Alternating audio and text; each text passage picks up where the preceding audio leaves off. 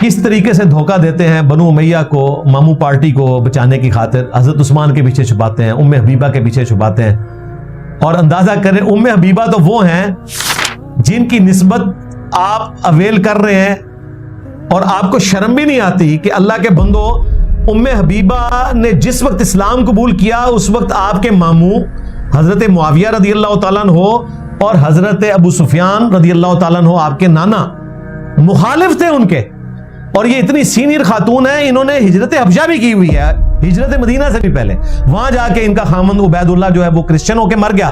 نبی علیہ السلام نے پھر دل جوئی کے لیے ان کے ساتھ شادی کر لی اور یہ ہماری ماں بن گئی. یعنی ہماری ماں بننے سے روکنے کے لیے آپ کے ماموں اور آپ کے نانا ابو ان کے خلاف تھے، اور بعد میں فتح مکہ پہ وہ مسلمان ہوئے اور اسی رشتے کو اویل کرنا شروع کر دیا جس رشتے کے وہ مخالف تھے. کتنی عجیب بات ہے یہ. اگر گوروں کو پتہ چل جائے کہ آپ کس طریقے سے رشتے بناتے ہیں.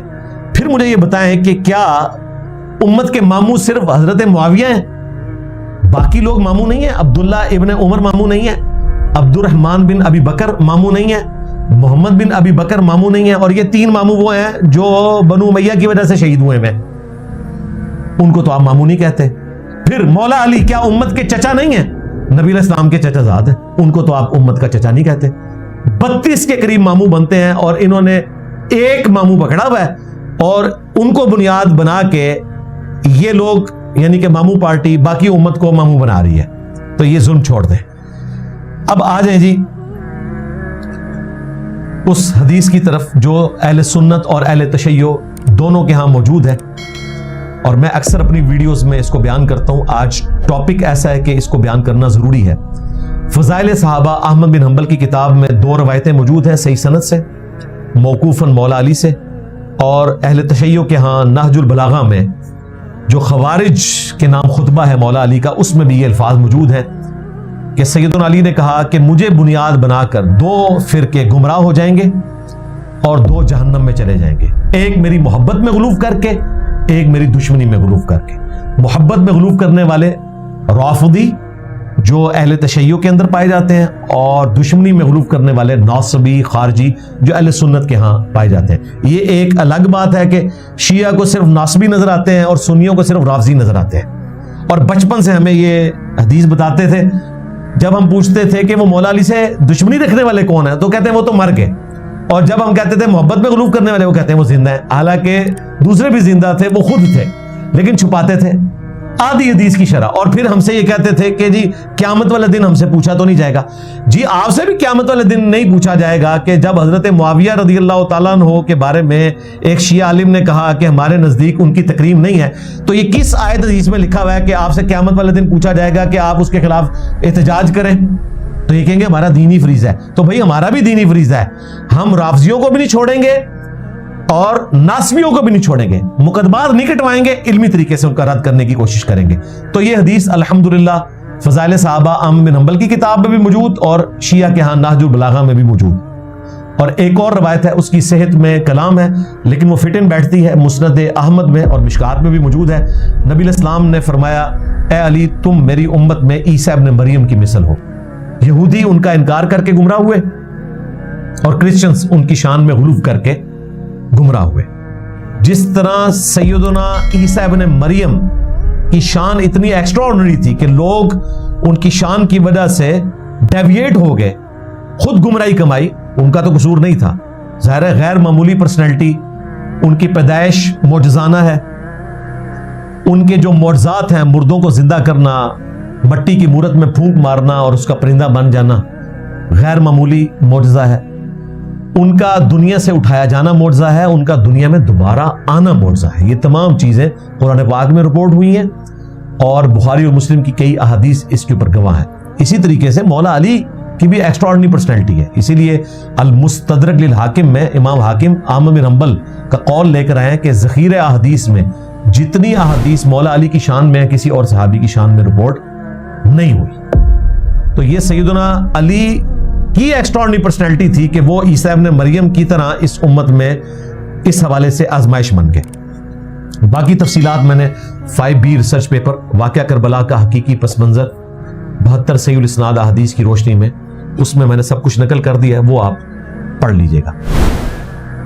इल्मी पॉइंट नंबर 3, हजरत मुआज अल्लाह ट्रंप के नाश्ते वाली सरकार हाफिज डॉक्टर हिशाम इलाही ज़हीर अल मारूफ मामू पार्टी, उन्होंने हजरत मुआविया रज़ियल्लाहु ताला अन्हु का दिफा करने की खातिर एक इंतहाई ज़ईफ मुनक़ते रवायत बयान की अपने जुम्मे के खुतबे में। वैसे हजरत मुआज अल्लाह आप जो 21 मिनट बोले हैं ना, मैं उसके जवाब में 21 घंटे बोल सकता हूं। मैं आपकी चीजें ओवरलुक कर रहा हूं। सुलह हसन के हवाले से मेरी तफसीली वीडियोस रिकॉर्ड हैं, वो छोड़ रहा हूं।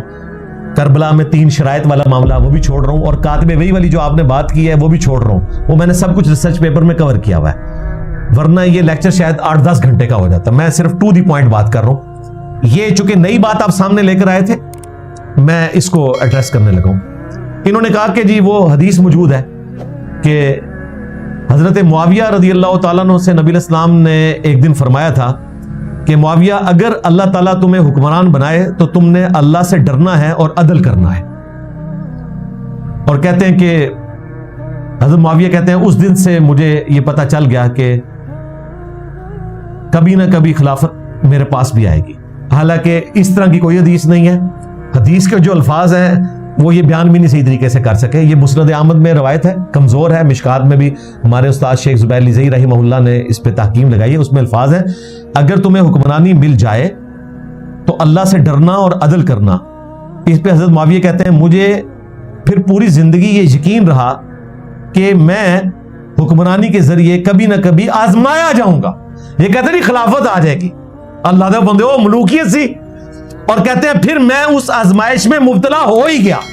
हजरत मुआविया तो इसको नेगेटिव सेंस में बयान कर रहे हैं कि ये आजमाइश मेरे ऊपर पड़ी, क्योंकि उन्हें भी एहसास तो हो गया था कि हुक्मरानी में सियासत करनी पड़ती है और खिलाफत राशिदा जिंदाबाद के साथ सियासत मुआविया जिंदाबाद तो नहीं हो सकती, दोनों में से एक चीज हो सकती है। तो वो तो उसको एक आजमाइश के तौर पे बयान कर रहे हैं। कहते हैं जी मुझे उम्मीद लगी कि एक ना एक दिन मुझे खिलाफत मिल ही जानी है। खिलाफत नहीं उनको वही मिली, ना उनकी ये अप्रोच थी कि खिलाफत उन तक पहुंचेगी। ये आपने झूठ बोला, रवायत कमजोर बयान की, उसको भी आपने गलत बयान किया। वैसे 295C आप पे भी बनती है, नबी इस्लाम की तरफ आपने ज़ईफ रवायत नहीं खुद से बना के मंसूब कर दी। और 295A भी बनती है, हज़रत मुआविया की भी तौहीन की है कि भाई वो तो अपने आप को खिलाफत राशिदा का हकदार ही नहीं समझ रहे, आपने खाम खा कहा जी खिलाफत मुझे मिलेगी। खैर, सही हदीस उसी मुस्नद अहमद में और मिशकात में भी वो हम आपसे बयान कर देते हैं, जिसको शेख अलबानी, शेख ज़ुबैर लिज़ई दोनों ने सही कहा। राज़दार रसूल हुज़ैफ़ा इब्न यमान रज़ियल्लाहु ताला अन्हु कहते हैं, जिनको नबी इस्लाम ने मुनाफिकीन के नाम बताए, जो उन्होंने आगे नहीं बताए और हम भी आपको नहीं बताएंगे क्योंकि हमें भी नहीं पता, लेकिन इशारतन हमने इसके ऊपर वीडियो रिकॉर्ड करवाई हुई है, वो आप देख लीजिएगा बुखारी मुस्लिम से अहादीस जमा करके। तो हुज़ैफ़ा इब्न यमान कहते हैं कि नबी इस्लाम ने इरशाद फरमाया कि जब तक अल्लाह ताला चाहेगा तुम में नबूवत बाकी रहेगी और फिर अल्लाह ताला नबूवत को उठा लेगा, यानी मुझे अल्लाह ताला अपने पास बुला लेगा। फिर नबूवत की तर्ज पे खिलाफत कायम होगी और वो भी उतना अरसा रहेगी जितना अरसा अल्लाह ताला चाहेगा। फिर अल्लाह ताला उसको भी उठा लेगा। उसके बाद मुल्कन आवन, जो हमारे उस्ताद डॉक्टर इसरार साहब यूं करते थे, मुल्कन आवन, काट खाने वाली मलूकियत, यानी ऐसी बादशाह जो अपने मुखालफीन को कत्ल करवा दे, उसका दौर आ जाएगा। उसके बाद अल्लाह ताला जब चाहेगा तो उसको भी उठा लेगा। फिर जाबिर हुक्मरानों का दौर आएगा और फिर at the end of the day दोबारा से खिलाफत अला मिनहाजुन नबुव्वा आएगी।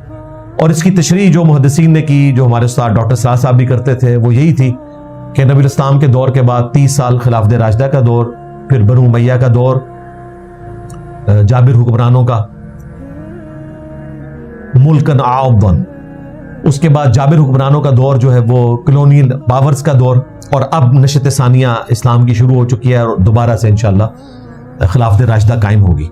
तो ये तरतीब है, ये हदीस है। और इसकी एक्सप्लेनेशन सालों के पॉइंट ऑफ व्यू से जामिया तिरमिज़ी और सुनन नबी दाऊद के अंदर मौजूद है। हजरत सफीना रज़ियल्लाहु ताला अन्हु जो मौला रसूलुल्लाह थे, यानी नबी इस्लाम ने उनको आज़ाद किया हुआ था, आपके गुलाम थे, वो रवायत करते हैं कि नबी इस्लाम ने फरमाया कि मेरे बाद खिलाफत अला मिनहाजुन नबुव्वा 30 साल तक कायम रहेगी।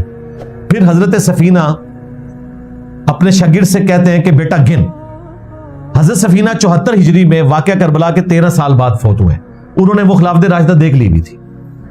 وہ کہتے ہیں بیٹا گن، ابو بکر کے 2 سال، عمر کے 10 سال، عثمان کے 12 سال اور علی کے 6 سال، اور ان 6 سالوں میں 6 مہینے سیدنا حسن ابن علی کے بھی شامل ہیں.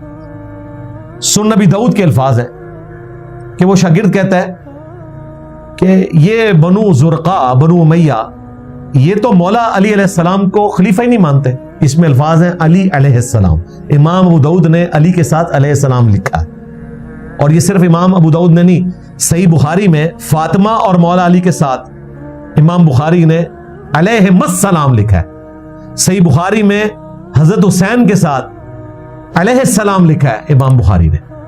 لیکن مولویوں نے کیا کیا کہ عربی میں لکھا ہوا اردو ترجمے میں رضی اللہ عنہ کر دیا. اسلام 360 میں بھی جب زاہد بھائی مجھ سے ملنے آئے، میں نے کہا یہ دیکھ لیں، عربی میں لکھا ہوا ہے علیہ السلام، اردو میں ترجمے میں رضی اللہ عنہ میں مولوی گھس گیا. تو جب حضرت سفینہ رضی اللہ تعالیٰ عنہ نے یہ سنا کہ بنو امیہ کے لوگ علی کو خلیفہ نہیں مانتے علیہ السلام، تو انہوں نے کہا کہ یہ جھوٹ ان کی پیٹھ سے نکلا ہے جہاں سے ہوا خارج کرتے ہیں. اتنا غصہ آیا. اور جامع ترمذی میں الفاظ ہیں کہ ان کی اپنی حکومت شریر ترین بادشاہت ہے پلانٹ ارتھ کی. اچھا، یہاں پہ لوگ پھر تعویل کرتے ہیں یہ جی یزید کے دور کی بات ہو رہی ہے، چونکہ حضرت معاویہ کے دنیا سے جانے کے 14 سال بعد حضرت سفینہ فوت ہوئے، تو انہوں نے تو یزید کا زمانہ بھی پایا، تو یہ اس زمانے کو کہہ رہے تھے. چلو جی یزید تک تو یہ مان گئے. ہم بتائیں گے کہ نہیں، یہ حضرت معاویہ سے ہی سٹارٹ کر رہے ہیں، کیونکہ سیم اسی سند پہ یہ روایت موجود ہے. اور شیخ غلام مصطفیٰ ظہیر صاحب نے باقاعدہ خلافت راشدہ کے 30 سال پہ جو مضمون لکھا ہے سنن رسالے میں، اس میں یہ ساری روایتیں انہوں نے نقل کی ہیں. مسند ابی داؤد طیالسی میں یہی روایت ہے. اس میں الفاظ ہے، شاگرد پوچھتا ہے کہ آپ کہہ رہے ہیں خلافت 30 سال بعد ختم ہوگی، تو حضرت معاویہ کا پھر کیا حکم ہے؟ اس میں شاگرد کہتا ہے کہ آپ کہہ رہے ہیں خلافت راشدہ 30 سال بعد ختم ہو گئی، تو حضرت معاویہ کا کیا حکم ہے؟ تو انہوں نے کہا حضرت معاویہ اسلام کے پہلے بادشاہ ہیں، یعنی وہ خلیفہ راشد نہیں. اور مصنف ابن ابی شیبہ میں یہ روایت آتی ہے، یہ میں نے ساری کربلا والے ریسرچ پیپر میں ترتیب سے جمع کی ہے. اس میں الفاظ ہے کہ حضرت سفینہ کہتے ہیں کہ بنو امیہ سخت گیر بادشاہ ہیں، اور ان کا پہلا بادشاہ معاویہ ابن ابی سفیان ہے. یعنی یزید سے سٹارٹ نہیں لیتے، وہ آپ کے ماموں سے سٹارٹ لیتے ہیں رضی اللہ تعالیٰ عنہ. ظاہر ہم تو احترام سے نام لیں گے صحابیت کی وجہ سے. کاش صحابیت کا احترام وہ بھی کرتے ہیں اپنے دور ملوکیت کے اندر، جو آج مولا علی کے ماننے والے ان کے لیے احترام رکھتے ہیں الحمدللہ. تو خلافت راشدہ حق 4 یار کا نعرہ ہمارے اہل سنت لگایا کرتے تھے. کوئی نعرہ تحقیق حق 4 یار، حق 4 یار یہ ہے ابو بکر، عمر، عثمان، علی رضی اللہ عنہم اجمعین وعلیہم السلام اجمعین. اس کے بعد اگر آپ سیاست معاویہ زندہ باد کہیں گے تو پھر آپ کو مولا علی کی سیاست کو کیا کہنا ہوگا، کیونکہ یہ تو آپس میں ٹکراتی ہے نا. اگر خلافت راشدہ حق 4 یار ہے تو پھر سیاست معاویہ زندہ باد نہیں ہے. وہ کہتے ہیں نہیں، سیاست معاویہ زندہ باد ہے حضرت علی کی شہادت کے بعد. ٹھیک ہے جی، مان لیا. حضرت علی کی شہادت سے پہلے سیاست معاویہ کیا تھی؟ وہ وہی تھی جو آپ سمجھ رہے ہیں. ٹھیک ہے، جو ہم کہنا نہیں چاہتے. ہمارا میسج آپ تک پہنچ چکا الحمدللہ. اب دیکھیں سنن ابی داؤد اور جامع ترمذی میں ہی مشہور حدیث ہے جو یہ خلافت راشدہ کے حق میں پیش کرتے ہیں، اور اس پوری حدیث کو اگر آپ پڑھیں گے تو آپ کو پتہ چل جائے گا کہ خلفائے راشدین کے حق میں کتنی سٹرونگ روایت ہے. اور نبی علیہ السلام کی وفات سے چند دن پہلے کا یہ خطبہ ہے، بڑا بلیغ خطبہ. صحابی کہتے ہیں ارباز بن ساریہ کہ ہر آنکھ اشک بار تھی جب حضور یہ خطبہ دے رہے تھے، گویا کہ آپ رخصت ہو رہے ہیں. آپ نے فرمایا تم میرے بعد بہت اختلاف دیکھو گے، اس وقت علیکم بسنتی وسنت الخلفاء الراشدین المہدیین، میری سنت کو اور میرے خلفاء راشدین کی سنت کو مضبوطی سے اپنی داڑھوں سے پکڑ لینا، اور دین میں بدعت سے بچنا.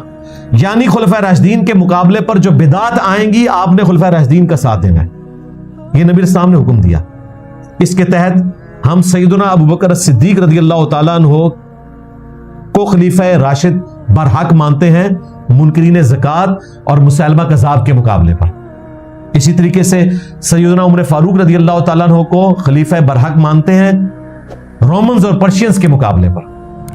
سیدنا عثمان کو خلیفہ برحق مانتے ہیں بلوائیوں کے مقابلے پر. جو آپ کے نزدیک یہودی تھے اور ہم نے بخاری مسلم سے ثابت کیا کہ وہ مسلمان رعایا تھے، بعض اصحاب بھی ان میں شامل ہیں۔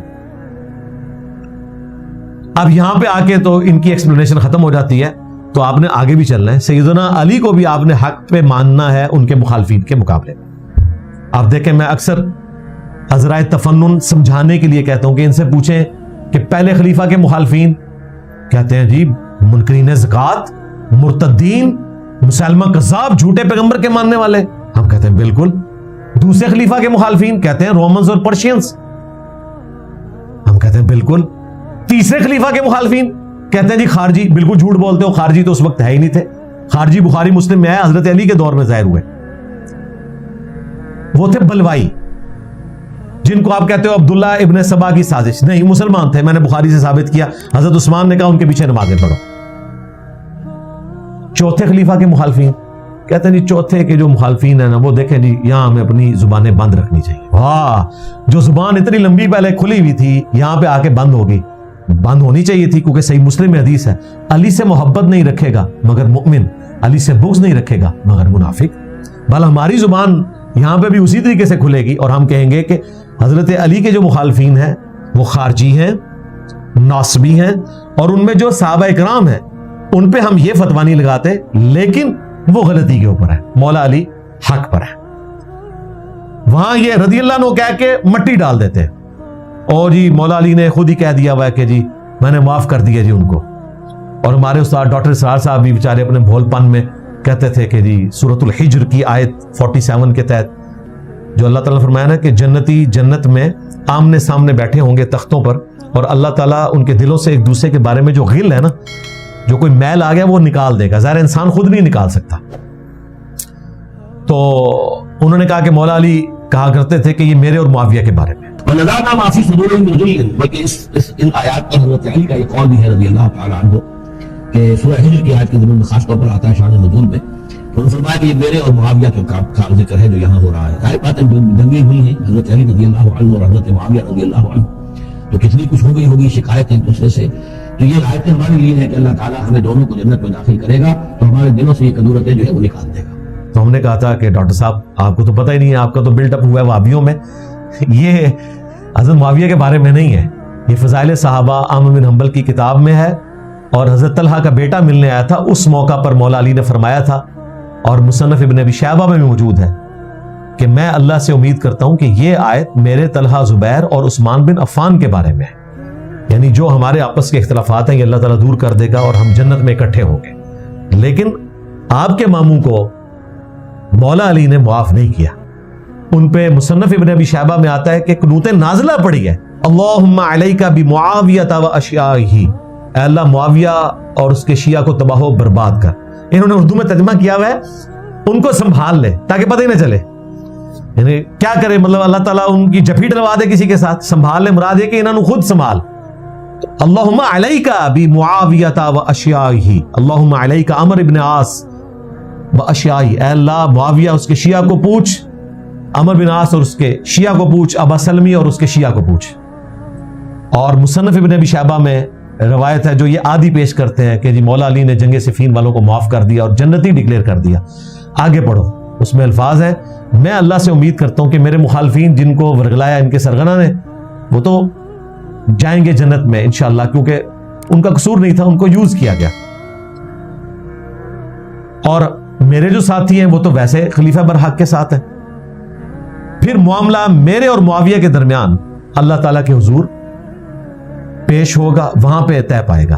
یہ ابھی معاملہ طے پانا ہے، جہاں طے ہو چکا، جنگ جمل والوں کو مولا علی نے معاف کر دیا الحمدللہ، اور حضرت طلحہ بھی جنگ چھوڑ گئے، حضرت زبیر بھی جنگ چھوڑ گئے، اور بلکہ ان کے قاتل کے لیے وعید سنائی مولا علی نے کہ صفیہ کے بیٹے کے قاتل کو جہنم کی بشارت دے دو۔ یہ مولا علی نے خود سے دی المستدرک الحاکم میں اور مسند امام احمد میں۔ حدیث صرف اتنی بیان کی مولا علی نے کہ ہر نبی کا کوئی حواری ہے اور میرا حواری زبیر بن عوام ہے۔ اس کے بعد مولا علی نے خود کہا کہ صفیہ کے بیٹے کے قاتل ابن جرموز اس کا نام تھا، اس کو جہنم کی بشارت دے دو۔ تو وہاں معاملہ بالکل الگ ہے، اس لیے ان کو آپ ان کے ساتھ ذکر نہ کیا کریں۔ رہا معاملہ ان کا، تو یہاں پہ میں اشارتاً کچھ احادیث بیان کر دیتا ہوں اشارہ کیا ہے وہ تو میں آپ کو انشاءاللہ مکمل اس راستے پہ چڑھا دوں گا، باقی ہمارے ریسرچ پیپر میں تفصیلات موجود ہیں. چند ایک احادیث صرف بخاری مسلم سے بیان کر رہا ہوں، باقی تو میں چھیڑ ہی نہیں رہا تاکہ کسی کو یہ وہم نہ پڑ جائے کہ میں اس کی صحت کا حکم کہاں سے دیکھوں. بخاری مسلم آپ خود کھول کے پڑھ لیں. بخاری اور مسلم دونوں میں یہ حدیث موجود ہے، کچھ حصہ بخاری میں ہے کچھ مسلم میں ہے. صحیح مسلم میں یہ حدیث ہے کہ جب سیدنا عمر نے اپنا آخری حج کیا،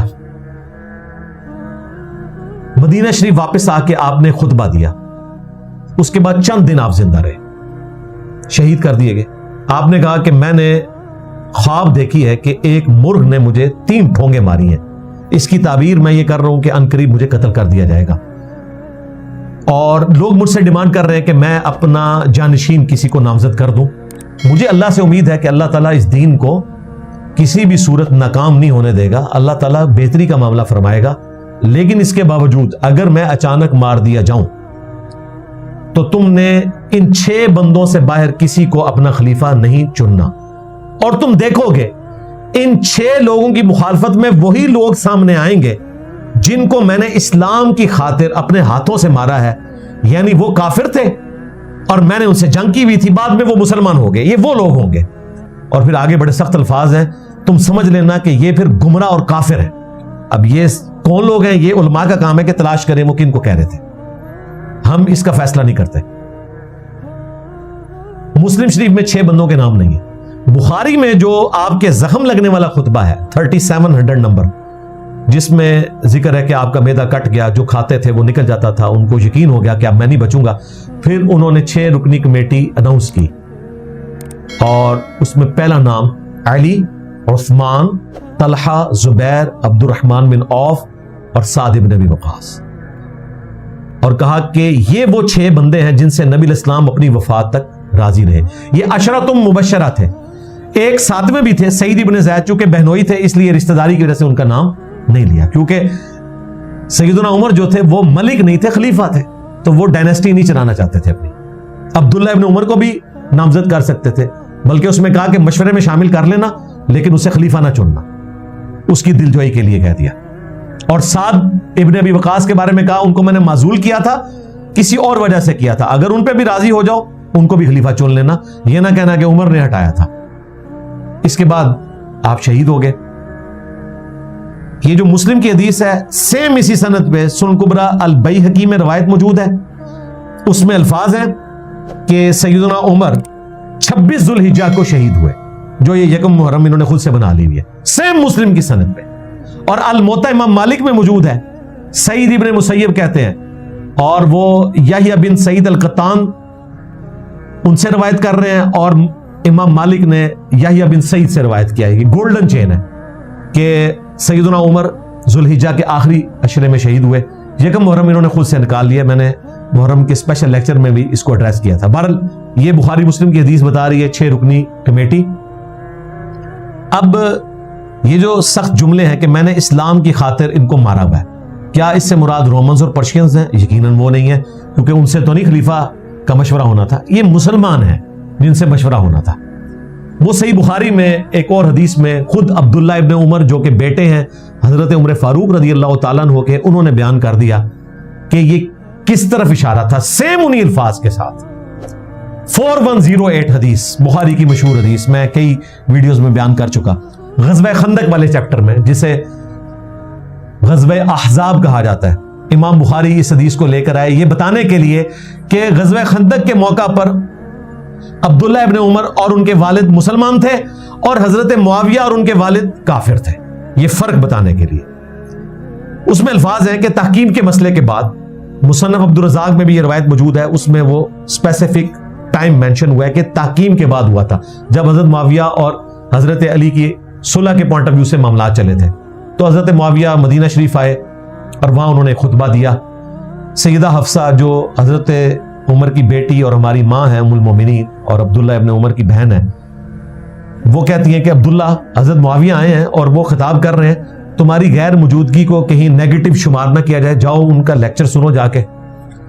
کیونکہ تحکیم کے مسئلے میں یہ بات بھی سامنے آئی تھی کہ حضرت علی کو بھی ہٹاتے ہیں اور حضرت معاویہ کو بھی ہٹا دیتے ہیں, عبداللہ ابن عمر کو خلیفہ چن لیتے ہیں, کیونکہ ان کے والد کی وجہ سے اتنی بڑی ریولوشن برپا ہوئی تھی. تو اب آپ نے یہ ذہن میں رکھنا ہے کہ عبداللہ ابن عمر کیوں تخت مشق بنے. حضرت معاویہ نے دیکھا کہ عبداللہ ابن عمر بیٹھے ہوئے ہیں, تو انہوں نے کہا تم میں سے جس کو اس امر خلافت میں خواہش ہے نا, اپنا سینگ اٹھائے. یہ عربیوں کو غصہ ہی بڑا آتا تھا, یعنی سینگ تو نہیں انسان کے ہوتے, وہ غصے میں اسی قسم کی مثالیں دیا کرتے تھے. میں اس کے باپ سے بھی زیادہ خلافت کا حقدار ہوں, نعوذ باللہ. اب یہ کس کو کہا کہ میں اس کے باپ سے زیادہ خلافت کا حقدار ہوں؟ مجمع چھٹ گیا تو محمد بن مسلمہ صحابی کہتے ہیں کہ میں نے عبداللہ ابن عمر سے کہا کہ آپ نے معاویہ کو اسی وقت جواب کیوں نہیں دیا جب وہ کہہ رہے تھے کہ میں اس کے باپ سے بھی زیادہ خلافت کا حقدار ہوں. وہ خلافت کا حقدار کہاں سے ہوگا, میں تو اس کے باپ سے بھی زیادہ. یعنی کہ وہ حضرت عبداللہ ابن عمر کے والد حضرت عمر کو کہہ رہے تھے. آپ یعنی ایک قسمت کی ستم ظریفی دیکھیں کہ حضرت عمر فاروق کی وجہ سے ہی حضرت معاویہ شام میں بیٹھے ہوئے تھے. شام تو ان کے دور میں فتح ہوا تھا, اور وہ حضرت عمر کے بارے میں کہہ رہے ہیں کہ میں ان سے زیادہ خلافت کا حقدار ہوں. مجھے بتائیں, جو بندہ حضرت عمر سے زیادہ اپنے آپ کو خلافت کا حقدار سمجھتا ہو, اس سے آپ یہ ایکسپیکٹ کریں گے کہ وہ حضرت علی کی بیعت کر لے؟ لو سامو, یہ کہتے ہیں نہیں جی بیعت کرنا چاہتے تھے, اور بھائی وہ تو حضرت عمر سے بھی اپنے آپ کو افضل سمجھتے تھے. حالانکہ اس کے اگینسٹ مولا علی یہ سمجھتے نہیں تھے. مولا علی کا خطبہ ہے, بلکہ میں اس کو مرثیہ کہتا ہوں, سیدنا عمر کی میت پہ. ہاں, عبداللہ ابن عباس کہتے ہیں ایک شخص سیدنا عمر کی میت کے پاس آ کر کھڑا ہوا اس حال میں کہ اس نے اپنی کونی میرے کندھے پر رکھی اور حضرت عمر کی میت کو خطاب کر کے کہا کہ اے عمر, تو وہ شخص تھا کہ مجھے یہ خواہش تھی کہ میں تیرے اعمال کے ذریعے اللہ کے حضور پیش ہوں, میں رشک کرتا ہوں تیرے اعمال میں. اور میں نے اکثر رسول اللہ سے سنا تھا, میں ابو بکر اور عمر داخل ہوئے, میں ابو بکر اور عمر نکلے, مجھے امید تھی کہ تم اپنے دو ساتھیوں یعنی رسول اللہ اور ابو بکر کے ساتھ جا ملو گے صلی اللہ علیہ وآلہ وسلم رضی اللہ تعالیٰ عنہ. تو ابن عباس کہتے ہیں میں نے یوں مڑ کے دیکھا تو وہ علی ابن ابی طالب تھے جو حضرت عمر کی میت پہ یہ کلمات بول رہے تھے. مولا علی تو یہ بول رہے ہیں کہ مجھے رشک ہے عمر کے اعمال پر, اور ان کے ماموں کیا کہہ رہے ہیں, میں اس سے زیادہ خلافت کا حقدار ہوں. تو معاملہ صرف مولا علی کا نہیں ہے, معاملہ ہے بنو امیہ کا, ماموں پارٹی کا, اور ادر دین عثمان بن عفان, ام حبیبہ اور عمر بن عبد العزیز, ان کا معاملہ بالکل الگ ہے. رضی اللہ عنہم اجمعین وعلیہم السلام اجمعین ورحمہم اللہ اجمعین. میں یہ ساری دعائیں ان کے لیے کرتا ہوں. محمد بن مسلمہ کہتے ہیں جب میں نے عبداللہ ابن عمر سے کہا کہ آپ نے معاویہ کو وہیں جواب دینا تھا نا جب وہ یہ بات کر رہے تھے, تو وہ کہتے ہیں میں نے ارادہ کیا میں اپنی گوٹ کھولوں, احتبا کر کے گھٹنے کھڑے کر کے یوں بیٹھے ہوئے تھے, میں اپنی گوٹ کھول کے معاویہ کو بھرے مجمع میں یہ جواب دوں کہ تجھ سے زیادہ خلافت کا حقدار وہ ہے جس نے تمہیں اور تمہارے باپ کو مار مار کے اسلام میں داخل کیا ہے. یہ میں تشریح کے طور پہ کر رہا ہوں, الفاظ وہاں یہ ہیں کہ تم سے اور تمہارے باپ سے یعنی ابو سفیان سے اور حضرت معاویہ سے جنگ کی ہوئی ہے اسلام کی خاطر. یعنی امام بخاری نے خندق کے چیپٹر میں لے کے بتایا کہ خندق پہ حضرت ابن عمر اور حضرت عمر مسلمان تھے, اور ابو سفیان اور معاویہ وہ مسلمان نہیں تھے, رضی اللہ عنہم اجمعین وعلیہم السلام اجمعین. پھر کہتے ہیں کہ جی میں خون ریزی اور فتنے کے ڈر سے خاموش ہو گیا, پھر مجھے جنت کی نعمتیں یاد آ گئی اور میں نے انہی پر اکتفا کر لیا. محمد بن مسلمہ صحابی کہتے ہیں کہ عبداللہ ابن عمر نے خاموشی اختیار کر کے اپنی عزت بھی بچا لی اور جان بھی بچا لی. یعنی ایک ماموں نے, یعنی کہ ہمارے ماموں نے ان کے ماموں سے اپنی عزت بھی بچائی اور جان بھی بچا لی. خیر بعد میں وہ حجاج بن یوسف کے ہاتھوں شہید ہو کے, صحیح بخاری میں آتا ہے. عبد الرحمن بن ابی بکر بھی اسی طریقے سے شہید ہوئے, اور محمد بن ابی بکر بھی شہید ہوئے.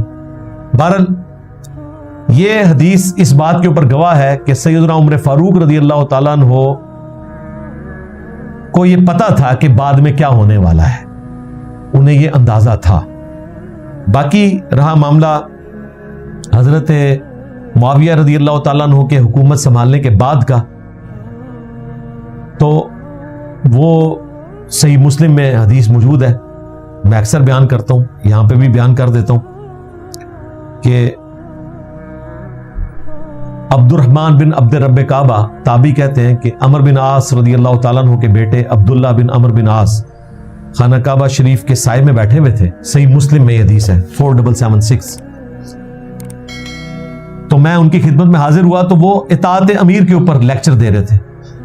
اینڈ پہ میں نے ان سے پوچھا کہ آپ ہمیں کہہ رہے ہیں کہ امیر کی اطاعت کرو. نبی علیہ السلام نے فرمایا جبکہ آپ کے چچا کا لڑکا معاویہ ابن ابی سفیان وہ تو ہمیں حکم دیتے ہیں کہ ہم لوگوں کو ناحق قتل کریں اور حرام طریقے سے ان کا مال ہڑپ کریں.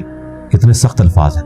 اور اللہ سورۃ النساء میں فرماتا ہے کہ ایک دوسرے کا مال ناحق طریقے سے ہڑپ نہ کرو اور اپنوں کو قتل مت کرو.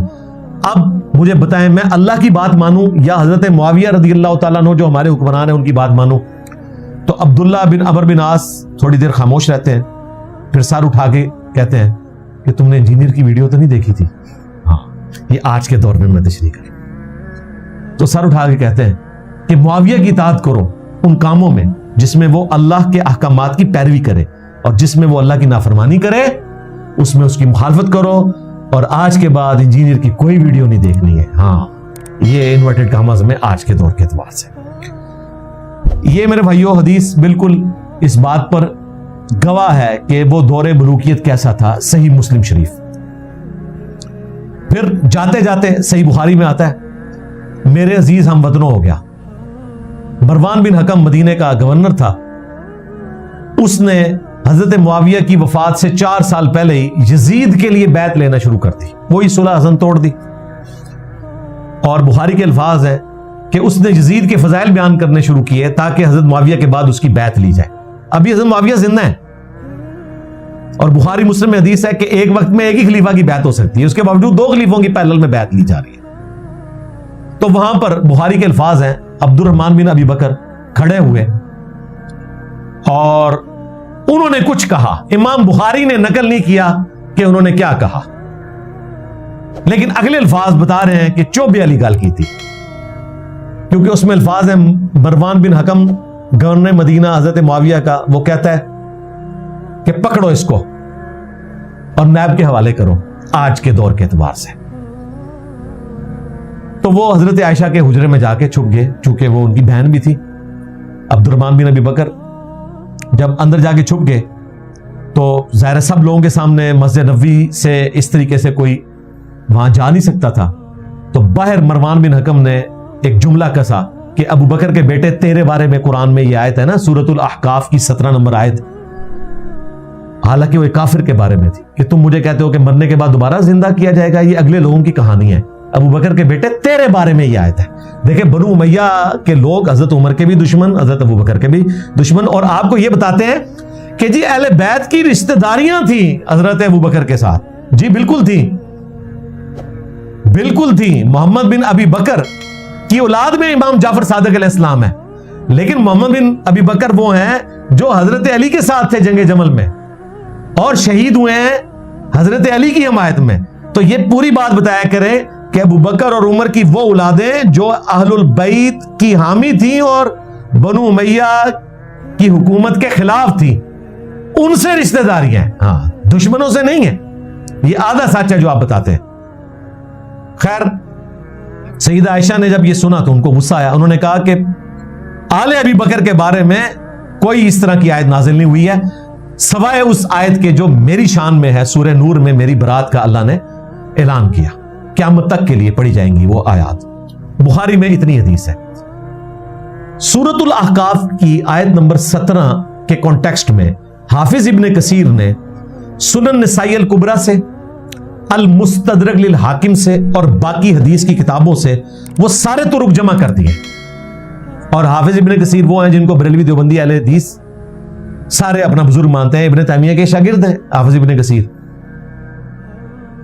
وہ جو باتیں مسنگ تھی نا بخاری میں کہ کچھ کہا, وہ کیا کہا تھا وہ بتایا انہوں نے کیا کہا تھا.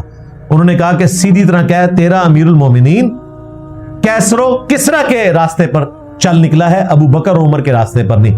کیونکہ اس میں الفاظ ہیں کہ اس نے کہا تھا کہ ابو بکر نے بھی تو عمر کو بنایا تھا, تو حضرت معاویہ بھی چاہتے ہیں کہ اپنے بیٹے کو بنا دے. بھائی بیٹا کیسے سن سکتا تھا کہ ابو بکر کا بیٹا سامنے بیٹھا ہوا ہے, وہ تو خلیفہ کوئی نہیں بنا, تو اس نے تو کہنا تھا بھائی میں تو بیٹھا ہوں ادھر. تو ابو بکر نے اپنے بیٹے کو تو نہیں بنایا تھا, عمر کو نامزد کیا تھا, وہ بھی صحابہ کے مشورے سے, ڈکٹیٹرشپ نہیں تھی, مشورے سے. تم سیدھی طرح کہو کہ تمہارا امیر المومنین معاویہ ابن ابی سفیان کیسر و کسرا کے طریقے پہ ہے, ڈائنیسٹی بنانا چاہتا ہے. اس پہ مروان نے کہا کہ پکڑو اس کو. اور وہاں پہ یہ بھی الفاظ موجود ہیں کہ جب وہ اندر چلے گئے اور اس نے یہ باہر سے بکواس کی کہ ابو بکر کے بیٹے تیرے بارے میں یہ آیت ہے، تو سیدہ عائشہ نے کہا بکواس بند کر، خاموش ہو جا، آل ابی بکر کے بارے میں سورہ نور کی آیات ہیں، البتہ تیرے بارے میں جب تو اپنے باپ کی پشت میں تھا، مروان بن حکم، کیونکہ یہ حکم کا بیٹا ہے، تو نبی علیہ السلام نے کہا تھا حکم پہ لعنت، اس کی اولاد پہ لعنت، تو اسی لعنت کا حصہ ہے۔ تو یہ حدیث صحیح بخاری میں 4827 ہے، اور امام بخاری نے سورۃ الاحقاف کی آیت نمبر 17 کے کانٹیکسٹ میں یہ حدیث لے کر امت تک حق بات پہنچا دی، الحمدللہ۔ علمی پوائنٹ نمبر 4 وہ ہے 2812، جو ہمارے جو حضرت معاذ اللہ ہیں، ہشام الہی ظہیر صاحب حفظہ اللہ تعالی، وہ ان کے اعصاب پہ ایسی سوار ہے، وہ کہتے ہیں ایک حدیث گھڑی ہوئی، یہ مرزا جہلمی چھپا ہوا رافضی اہل سنت کا لبادہ اڑا ہوا، وہ بدبخت ہر وقت ہر ٹائم اس خاندان کے اوپر حملہ آور، اس خاندان کی توہین و تشنیع کرنا، ایک حدیث گڑی ہوئی ہے، ایک حدیث گڑی ہوئی ہے، ایک حدیث گڑی ہوئی ہے، یعنی مفہوم گڑا ہوا ہے۔ حدیث تو درست ہے، کہتا ہے عمار کو فیا باغیہ قتل کرے گا، وہ عمار کو جہنم کی طرف بلاتا ہوگا، معاذ اللہ، وہ عمار کو جہنم کی طرف بلاتا ہوگا، اور یہ جو جہنم کی طرف بلانے والا گروہ تھا نا، معاذ اللہ، یہ امیر معاویہ کا تھا، امیر معاویہ نے قتل کیا تھا، امیر معاویہ معاذ اللہ جہنم کی طرف بلانے والا۔ جہنمی کہتا ہے نہیں جی نہیں، وہ تو گروہ جہنم کی طرف بلانے والا۔ اندازہ کریں بخاری کی حدیث کو کہہ رہا ہے گھڑی ہوئی، اور اس کے ساتھ معاذ اللہ پڑھ رہا ہے، معاذ اللہ کو معاذ اللہ پڑھ رہا ہے، اور نبی اسلام کی حدیث کی توہین کر رہا ہے۔ پھر کہتا ہے نہیں گھڑی ہوئی نہیں، مفہوم گھڑا ہوا ہے کہ نبی الاسلام نے فرمایا عمار کو فیہ باغیہ قتل کرے گا، فیہ باغیہ نہیں، باغی گروہ، باغی جماعت، عربی سے اردو میں ترجمہ ہی نہیں کیا۔ عمار ان کو اللہ اور جنت کی طرف بلا رہے ہوں گے، اور وہ جماعت عمار کو جہنم کی طرف بلا رہی ہوگی۔ تقتلہ الفئۃ الباغیہ یدعوہم الی اللہ ویدعونہ الی النار، اور اس کے بعد وہ پڑھتا ہے معاذ اللہ، یعنی نبی الاسلام کو کہہ رہا ہے کہ اللہ کی پناہ، یہ آپ کس قسم کی باتیں کر رہے ہیں، آپ نے ہمارے ماموں پارٹی کے لوگوں کو ایکسپوز کر دیا، نبی الاسلام کے ساتھ گلا، کیونکہ میں نے بتایا یہ پریکٹیکلی معاویہ رسول پارٹی بن چکی ہے، جس طرح چشتی رسول پارٹی اور تھانوی رسول پارٹی ہے۔ تو اس پہ تو توہین مذہب کا مقدمہ ہوتا ہے اس کی ڈاکٹرن میں، ہم صرف اصلاح کریں گے، مقدموں کے ہم خلاف ہیں۔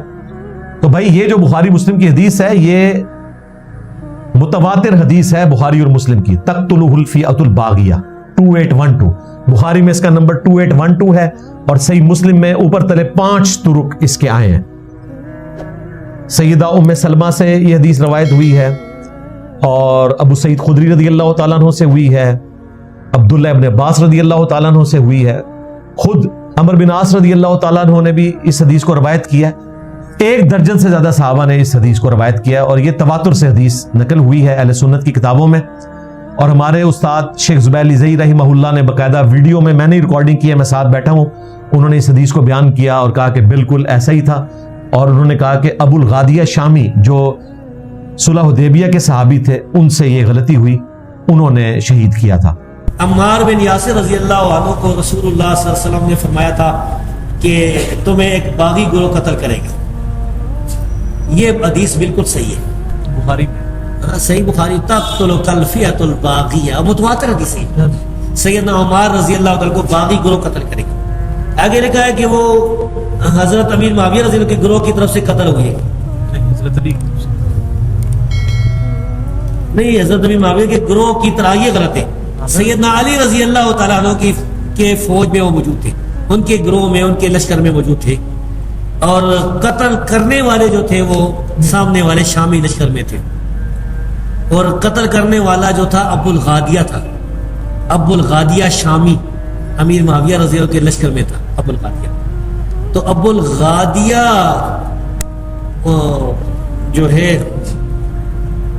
اچھا، تو اب یہ باغی والا جو ہے ہم فتویٰ نہیں لگاتے بھائی، اس مسئلے میں یہ ہے کہ صحابہ کرام دونوں طرف صحابہ کرام تھے، مسئلہ اجتہادی تھا، اجتہادی خطا کی وجہ سے جو ہے وہ یہ کہہ سکتے ہیں کہ بھائی سیدنا علی رضی اللہ تعالیٰ کا گروہ جو ہے وہ اقرب الی الحق ہے، وہ حق پر ہے۔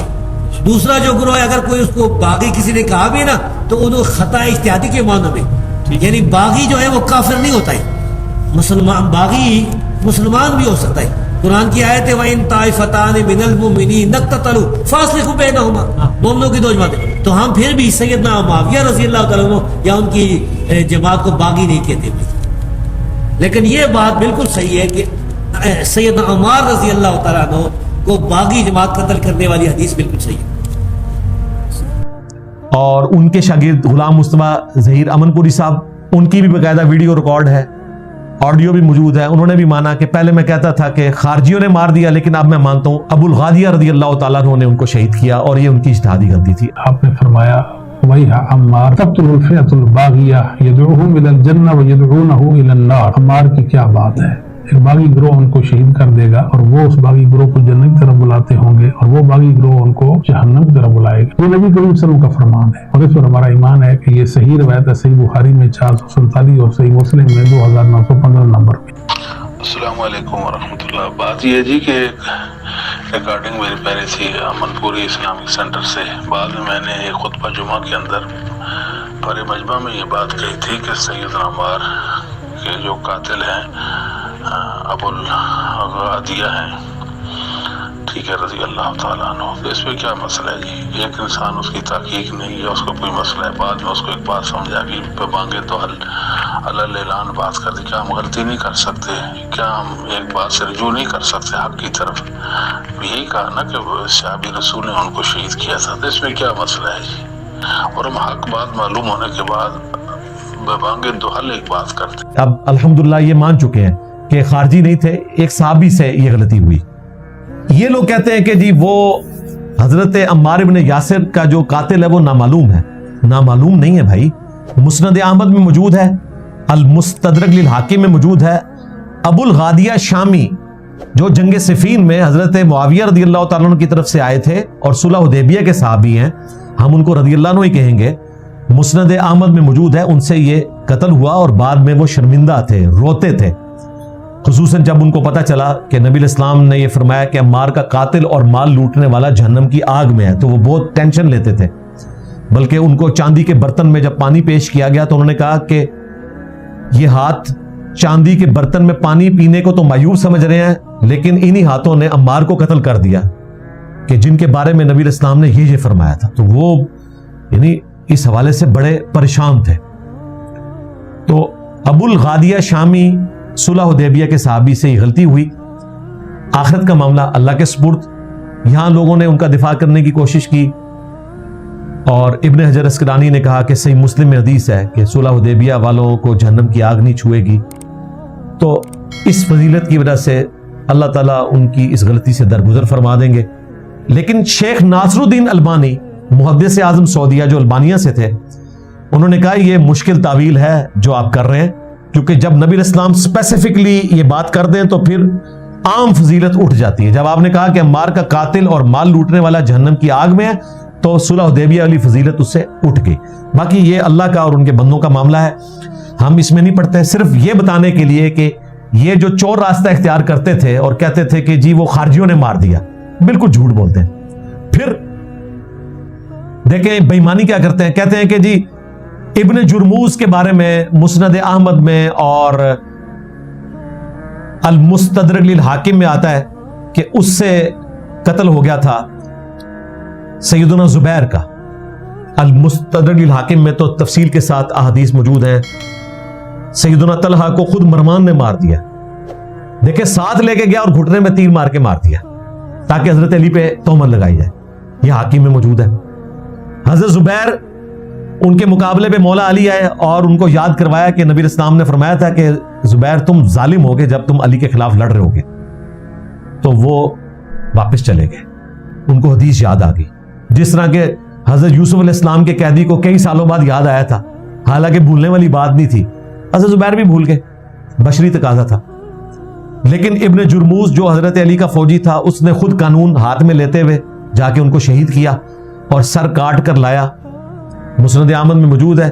جب بتایا گیا ابن جرموز آیا ہے تو انہوں نے کہا کہ صفیہ کے بیٹے کے قاتل کو، یعنی حضور کی بھی پھوپھی اور مولا علی کی بھی پھوپھی، جہنم کی بشارت دے دو، کیونکہ میں نے نبی الاسلام سے سنا تھا کہ ہر نبی کا کوئی نہ کوئی حواری ہے اور میرا حواری जुबैर है। नबी इस्लाम ने जहन्नम की बिशारत नहीं दी थी, लेकिन मौला अली ने खुद से दे दी। तो ये हजरत मुआज़ अल्लाह इस हदीस की बुनियाद पे कहता है कि इब्ने जुरमूज की वजह से मौला अली की सारी जमात तो जन्मी नहीं हुई ना। इस तरीके से अबुल गादिया की वजह से या हजरत मुआविया के किसी फौजी की वजह से पूरी जमात जहन्नम वाली कैसे हो गई? हम उसको जन्मी जमात नहीं कहते, जहन्नम की तरफ बुलाने वाली बागी जमात कहते हैं। जहन्नम का फैसला अल्लाह ने करना है। हमें तो अल्लाह से उम्मीद है कि हजरत मुआविया रदी अल्लाह तआला अन्हु हो, मुगीरा इब्न शुबा रदी अल्लाह तआला अन्हु हो, अमर बिन आस रदी अल्लाह तआला अन्हु। अमर बिन आस तो आखिरी वक्त में रोते थे, सही मुस्लिम में आता है, उनको तो अपनी गलती का एहसास हो गया था। सब इंशाअल्लाह ताला जन्नत में जाएंगे। ये यानी हमारा अहले सुन्नत का बुनियादी अकीदा है कि तमाम अहले किबला, अहले कलमा, चाहे नबी इस्लाम के ज़माने के हैं, चाहे आज के ज़माने के हैं, at the end of the day उन्होंने जन्नत में जाना है। ये मामला बिल्कुल अलग है। लेकिन दो बातों को मिक्स करते हैं रोंद डालने के लिए। हज़रत मुआज़ अल्लाह कहता है कि इब्ने जुरमूस की वजह से मौला अली की सारी जमात कंडेम नहीं की जा सकती, तो अबुल गादिया की वजह से या उसके बकौल किसी खारजी की वजह से जो हज़रत मुआविया का फौजी था, उनकी पूरी जमात। और भाई नबी इस्लाम ने जमात को कहा है, यहां तो वाहिद के सीगे में है कि सफिया के बेटे का कातिल उसकी जमात नहीं, और कह रहा कौन है? खुद मौला अली कह रहे हैं। नबी इस्लाम ने नहीं फरमाया, ये ज़हन में रखना है आपने, ये मौला अली ने बताया है। हदीस से मौकूफ है, मरफू नहीं है, लेकिन हमारे नजदीक वो मरफू में दाखिल है। मौला अली को गैबी खबर नबी इस्लाम ने बताई होगी, लेकिन वहां तो वाज़ेह हदीस है जिसमें तू मुआज़ अल्लाह पढ़ता है। तुझे ये भी नहीं पता कि मुआज़ अल्लाह कहना है या मुआज़ अल्लाह कहना है, आलिम कहना है या आलम कहना है, ये भी नहीं इसको पता। और ये अपने साथ डॉक्टर और पता नहीं क्या कुछ लगाता फिरता है। तो ये मैंने क्लियर कर दिया, ये जो बेईमानी करता था। अभी ताजा ताजा इन लोगों ने एक रवायत निकाली है जी हाकिम से। वो कहते हैं जी बुखारी वाली हदीस जो है ना 2812, ये हाकिम में, उसमें अल्फाज हैं, इब्ने अब्बास ने अपने बेटे से कहा कि खवारिज से मुतल्लिक जाके हदीस सुनो अबू सईद खुदरी से। तो पता चल गया ये खारजियों के बारे में। पहले तो ये क्लियर हो गया कि आपका जो नजरिया था ना कि जी इस तरह की हदीसें बयान नहीं करनी चाहिए, वो नजरिया तो शेर अफजल मरवत हो गया, क्योंकि अब्दुल्ला इब्न अब्बास अपने बेटे अली बिन अब्दुल्ला बिन अब्बास, उन्होंने अपने बेटे का नाम अली रखा था। बुखारी में अल्फाज है, कहा अबू सईद खुदरी के पास जाओ, उनसे उनकी हदीस सुनो। फिर उन्होंने कत्ल अम्मार वाली हदीस बयान की। यानी साहबा इकराम इस किस्म की हदीसें सुनवाया करते थे जिन पे आपने पाबंदी लगाई हुई है। और इमाम मुस्लिम कह रहे हैं सही मुस्लिम के मुकदमे में कि मैं अवामुन नास के लिए हदीसें लिख रहा हूं और आप इन पे पाबंदी लगाते हैं। इमाम मुस्लिम को भी आप समझाना चाहते हैं और नबी इस्लाम की अहदीस को इस तरीके से तख्ते मश्क बनाते हैं। तो हाकिम में अल्फाज है खवारिज से मुतल्लिक, कहते हैं जी देखा पता चल गया खारजी है। अल्लाह के बंदो डर जाओ, अगर इस रवायत को लोगे तो फिर इमाम हाकिम ने जिनको खारजी कहा है ना वो आपसे हजम नहीं होगा। मामू पार्टी को उन्होंने खारजी कहा हुआ है, क्योंकि इसी चैप्टर में आगे चल के इमाम हाकिम रवायत लेकर आए हैं कि किसने कत्ल किया है अम्मार को। वो बताते हैं कि अमर बिन आस रज़ी अल्लाह ताला अन्हु कांपते हुए आते हैं हज़रत मुआविया के पास कि अम्मार इब्न यासिर कत्ल हो गए हमारे लोगों से, और नबी इस्लाम ने फरमाया था अम्मार को बागी जमात कत्ल करेगी। तो हज़रत मुआविया ने कहा तू ऊंट की तरह अपने ही पेशाब में फिसल है, यानी खुद लोगों को बताएगा तो लोग तो फिर अली के साथ हो जाएंगे। हमने तो उसको कत्ल नहीं किया, ये तो अली और उसके साथियों ने मारा है। ना वो साथ लेकर आते और ना ये कत्ल होता। अस्तगफिरुल्लाह व अतूबु इलैह। यानी कितनी बातिल तावील की। तो इमाम हाकिम तो बता रहे हैं खारजी कौन है, जंगे सिफीन वाले। तो अगर आपने हाकिम से ये रवायत लेनी है ना तो फिर वो खारजी उनको कह रहे हैं। लो सामो, सही मुस्लिम में भी आया ना कि जो खलीफा वक्त की बैत से निकल गया खारिज हुआ तो वो जाहलियत की मौत मरा। मुस्लिम शरीफ में ऊपर तले कई अहादीस है। तो ये खारजी की टर्म खलीफा वक्त के बैत से निकलने वाले के लिए भी इस्तेमाल होती है। दीन से खारिज नहीं हुआ, खलीफा वक्त की बैत से निकला। और ये तशरीह मुझसे पहले आपके अपने उलमा कर चुके हैं। सफीउर रहमान मुबारकपुरी जिन्होंने अर्रहीकुल मखतूम लिखी है सीरत के ऊपर बुक, जिसे सबसे बड़ा अवार्ड मिला था सऊदी अरब में, 2005 में फौत हुए और अहले हदीस इनको बड़ी इज्जत की निगाह से देखते हैं, इंडियन स्कॉलर थे। इन्होंने इब्ने हजर अस्कलानी की जो किताब है बुलूगुल मराम उसकी शरह लिखी है। उसमें उन्होंने बाकायदा लिखा कि हजरत मुआविया की जो जमात थी इसने बगावत भी की और ये खलीफा वक्त की बैत से खारिज भी हुए। इन्होंने तर्जमा करते वक्त उस अरबी शरह का मतलब ही बदल दिया। हम दोनों लगाएंगे, ओरिजिनल तर्जमा भी लगाएंगे और जो इन्होंने बदल दिया वो भी लगाएंगे। अंदाजा करें ये अपने उलमा के तराजिम पब्लिक के सामने पेश नहीं कर सकते। اور ارشاد الحق اسری صاحب نے، جن کو یہ بہت بڑا محدث کہتے ہیں، انہوں نے باقاعدہ نظر ثانی کی ہوئی ہے. جب میری ویڈیو چڑھی تو انہوں نے کہا جی اتنے بڑے محدث کی انہوں نے تحقیر کر دی.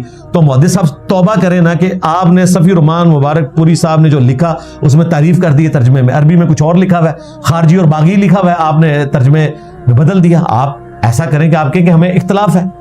تو صفی الرحمان مبارک پوری کا وہی نظریہ تھا جو بخاری مسلم سے ثابت ہوتا ہے. تو اگر آپ حاکم سے روایت لیں گے خارجیوں سے متعلق، تو یہاں پھر خارجی سے مراد جنگ صفین والے ہیں. اور یقیناً اگر آپ لغت میں دیکھیں تو وہ خارجی ہیں، اصطلاح میں خارجی ہیں نارمان والے، لیکن لغت میں جو بھی خلیفہ برحق کے خلاف کھڑا ہو وہ خارجی ہے. اس حوالے سے صفی الرحمان مبارک پوری نے صحیح لکھا. اور میرا یہ دعویٰ ہے کہ جو شرح میں بیان کرتا ہوں ان کے علماء نے وہی شرح لکھی ہے. ان کو تکلیف یہ ہے کہ میں نے عوام الناس تک وہ بات کیوں پہنچا دی. الحمدللہ حق بالکل واضح کر کے میں نے ان کے سامنے رکھ دیا. اب اینڈ پہ میں 5 ریفرنس پنجتن پاک کی نسبت سے، حق 4 یار کی نسبت سے 4 علمی پوائنٹ بیان کیے. اب میں چوتھے علمی پوائنٹ میں یہ 5 حوالوں پہ یہ گفتگو کنکلوڈ کرتا ہوں. باقی آپ ریسرچ پیپر پڑھ لیجئے گا. ابھی تو میں نے آپ سمجھ لیں 100واں حصہ بیان کیا ہے، ورنہ کئی گھنٹے اور لگ جاتے ہیں. لیکن انشاءاللہ یہ ویڈیو دماغ کھولنے کے لیے کافی ہوگی انشاءاللہ تعالی. 5 ریفرنسز، یہ کہتے ہیں نا سلف کا فام بیان کریں. اب آپ سلف کا فام سننا شروع کریں. پہلا ریفرنس مناقب ابی حنیفہ پر کتاب لکھی ہے ایک حنفی اسکالر نے، آج سے آلموسٹ 1100 سال پہلے. امام ابو محمد حارثی المتوفا 340 ہجری، انہوں نے امام ابو حنیفہ کے مناقب جمع کیے ہیں 1100 سال پہلے. دیوبندی چھاپ رہے ہیں، عربی میں بھی اردو میں بھی، اس کی کمائی کھا رہے ہیں. میں نے جب ریفرنس پیش کیا تو مفتی عبد الواحد قریشی صاحب ناراض ہو گئے. ہمارے جو اسٹوڈنٹ ہیں یاسر عباس بھائی، انہوں نے ان کو آڈیو بھیجی کہ انجینئر صاحب تو بہت کم بیان کر رہے ہیں. دیکھیں آپ انجینئر صاحب پہ مقدمہ کٹوا رہے تھے سارے وہابی مل کے کہ جی انجینئر صاحب نے کہا کہ اگر میں جنگ صفین کے زمانے میں ہوتا تو مولا علی کا ساتھ دیتا. یقیناً میں ان کو برحق سمجھتا ہوں. یہ کہتے ہیں جی آپ صلح کیوں نہ کرواتے؟ بھائی صلح کیوں کرواتا؟ قرآن میں ہے کہ جو گروہ باغی ہو جائے آپ نے اس کے خلاف قتال کرنا ہے. پہلے صلح کی کوشش ہوگی، بعد میں قتال تو ہو گیا. صلح کی کوششیں تو مولا علی کر چکے تھے. تو اس نے کہا یہ بات تو امام حنیفہ نے بھی فرمائی ہے اور آپ حرام کی کمائیاں کھا رہے ہیں. پہلے تو وہ سنتا رہا، بعد میں وہ تپ گیا اور اس نے گالیاں نکالنا شروع کر دی. وہ آڈیو بھی میں انشاءاللہ یاسر بھائی کی لگا دوں گا. وعلیکم السلام ورحمۃ اللہ وبرکاتہ. مفتی صاحب اصل بات یہ ہے کہ یہ جو کتاب ہے نا یہ مرزا صاحب نے پرنٹ نہیں کیا، پہلے تو یہ بات. سر جی دوسری یہ بات ہے کہ اس کتاب سے جو پرنٹ کر رہے ہیں، جو اس کو سیل کر رہے ہیں، جو اس کتاب سے پیسے کما رہے ہیں، وہ بھی مرزا صاحب کے پاس پیسے نہیں آ رہے، وہ بھی احناف لے رہے ہیں. ٹھیک ہے، آپ اس اپنی ویڈیو میں کہیں کہ یہ اس کتاب چھاپنے والے کتاب کو جو یہ اس کو سیل کر کے پیسے لے رہے ہیں، جن کے پاس یہ پیسے جا رہے ہیں، یہ سارے کے سارے رافضی ہیں. انہوں نے امام ابو حنیفہ پر جھوٹ باندھا ہے. تو یہ آپ ویڈیو میں بات کریں. اس طرح وائس سے کیا ہوتا ہے؟ یہی جو باتیں آپ کر رہے ہیں نا، اس کی مولوی سے ہمارا کیا واسطہ؟